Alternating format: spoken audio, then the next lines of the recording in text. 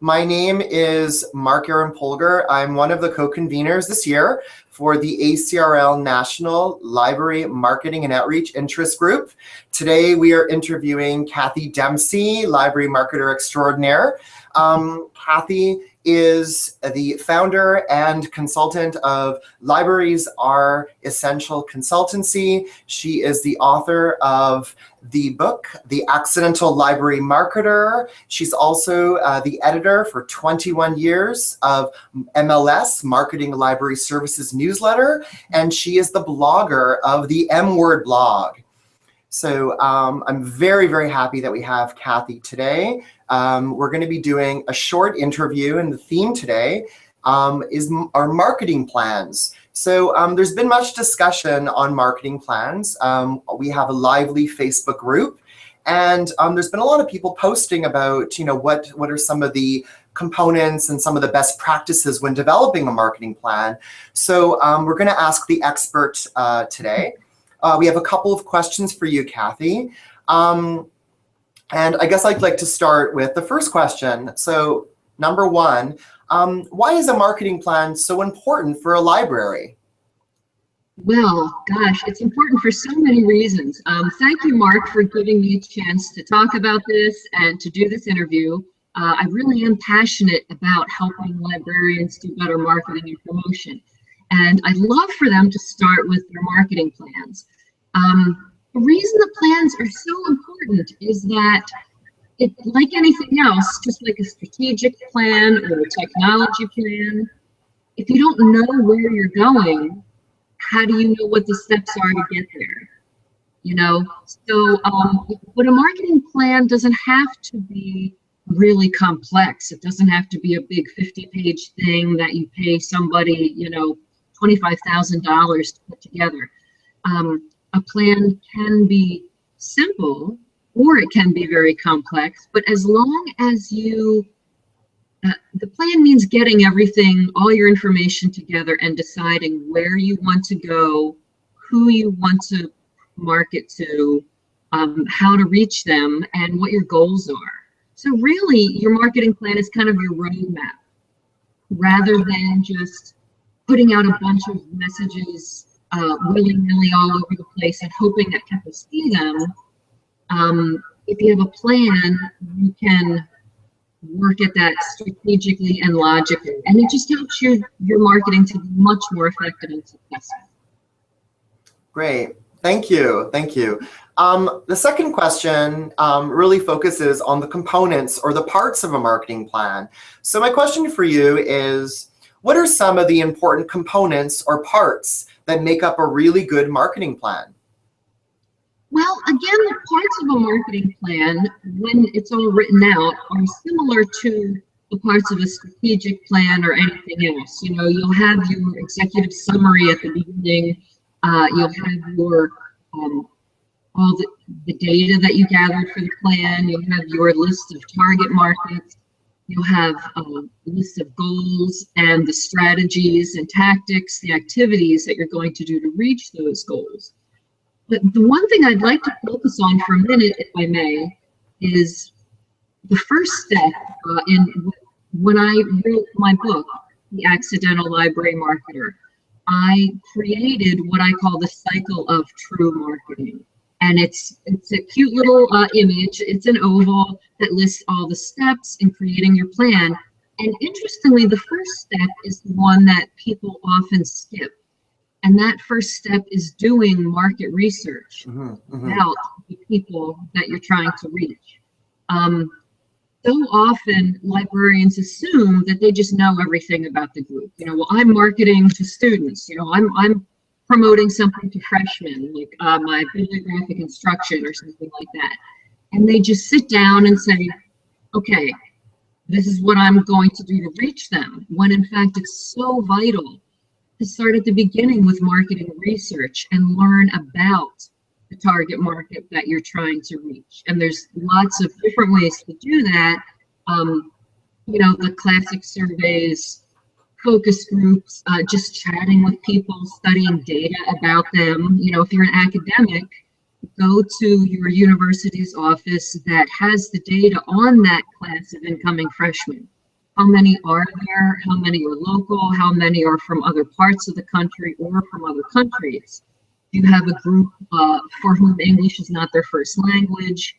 And that helps you to break down the students into different target markets, because you're going to need to reach out and speak to each one of those differently. For instance, ESL students may not understand the words that you're using or the memes that you might use in your social media posts. So you have to know exactly who you're talking to and know something about them if you want your messages to get through. So I would just like to say that learning everything you can about each target market that you want to reach is probably the most important thing that you can do when you're writing a plan. Great. Yeah, that makes sense to make sure that the marketing plan is really user-centered. It's really focused on your users. So that makes a lot of sense. And I think a lot of us don't do that. I think we promote because we feel that we know best what we want to really highlight to our users, but we don't really ask them. And so it's really important that what I'm getting the sense is that things need to be really user-centered, and that makes sense. And that's a perfect point. I'm so glad that you said user-centered, because so much of what everyone does, not only librarians, but it's natural to be centered on yourself, and it's natural to sit down and want to write a marketing plan and say, okay, I'm a librarian, I know best what the students need, so I'm going to shove it at them and hope that they listen.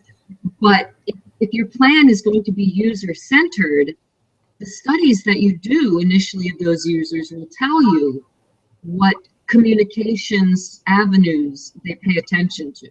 Do they bother with Facebook anymore? Should you even put anything on there? Do they read their email? I think a lot of students don't read the deluge of email that they get when they're first coming in. Do they read the school newspaper? Maybe not. So all those, knowing how the users want to get the information is key for you giving it to them in a place that will matter, that they'll even see it or bother to read it. Right. Thank you. My third question is, once a marketing plan is completed, how often should it be updated? Well, that's a good question, and it really depends, I think, on the people who are writing it. Again, I hate to keep saying just like a strategic plan, but I would love for people to think of them in tandem. You know, first comes the strategic plan, and then the marketing plan, and your technology plan, and everything else will be part of that. Some places write a strategic plan that only ranges 2 to 3 years before they revisit it. Some places go for 5 years. I would say that in marketing, 5 years is a really long time to wait between plans, because things are changing so rapidly, and especially the communication channels, social media and everything else on the internet changes so rapidly. I would say that probably 3 years is plenty of time to go through your plan, although it doesn't mean you have to write a whole new plan. You could still work on the same goals as your original plan, but you may want to just go back and revisit the strategies and the communication channels that you're going to use as you work through the later goals in your plan, and just see if you need to deliver those messages through a different channel. Okay, great. Thank you. And my last question is really about something that is an obstacle for a lot of us. It's about buy-in. So buy-in is a difficult issue, because you need to get buy-in from your entire department, most importantly, the chief librarian. But once you do get buy-in, who should be involved in developing the marketing plan? Should it be a committee or a person, individual, or a small working group? What are your thoughts? Well, funny that you ask, and funny that you put them together, because getting people together to help work on the marketing plan is one of the best ways to get them to buy into it. think about any directive. If your chief librarian or someone else just walks into your office one day and says, here's a document, you've decided that you need to do all this stuff. Here you go. You know, learn it, live it, love it. You might feel a little put off by that.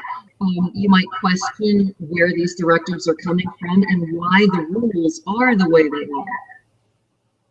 So the best way to explain that to people is to get them in as part of the process in the beginning of your marketing plan. Now that doesn't mean that you should sit in an auditorium with your staff of 70 people and have them all try to work on it. But what that means is I would get a small working group of people who have a pretty good idea of what should go into the marketing plan. And then as you're working through it, reach out to everyone on your staff to get their input for different parts of the plan. And this is especially true for the frontline people, the reference librarians, the circulation people, anyone who's on the floor and dealing with the students and the faculty on a regular basis, because they are the ones who know what questions they ask. If 100 students keep coming in saying, asking for the location of a certain thing, that points to the fact that you should start promoting that certain thing and where it is and how to use it, how to access it. Mm-hmm. So allowing input from as many people as possible are going to make them curious about what the outcome of the plans will be and are going to make them feel like they're invested in it. Because, I had some input in this. I think I gave some pretty good help and comments toward this. So now I want to see how it turns out and how it gets implemented later. So the two things that you ask about, how many people work on it and getting buy-in, really go hand in hand, I think. Okay. Thank you very much. It was really, really, really helpful. All these questions and all your responses were just very much appreciated.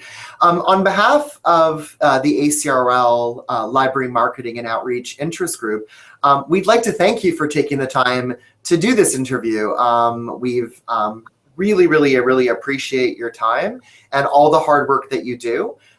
This interview will be published on YouTube.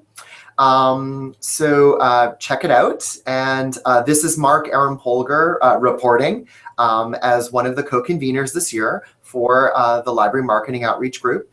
Kathy, thank you so much for participating in the interview, and we hope to hear from you soon. And please check out her website, librariesAreEssential.com, as well as read her book, The Accidental Library Marketer, as well as check out the M Word blog. And thank you so much, Kathy, for taking the time and speaking with me. Your responses are so valuable, and really I've learned a lot from reading your book, and also even from today's interview on marketing plans. It's just been really, really helpful. So thank you very much, everybody, and thank you, Kathy, for speaking with me today. You're very welcome, Mark. Thanks a lot. Okay, bye. Bye-bye.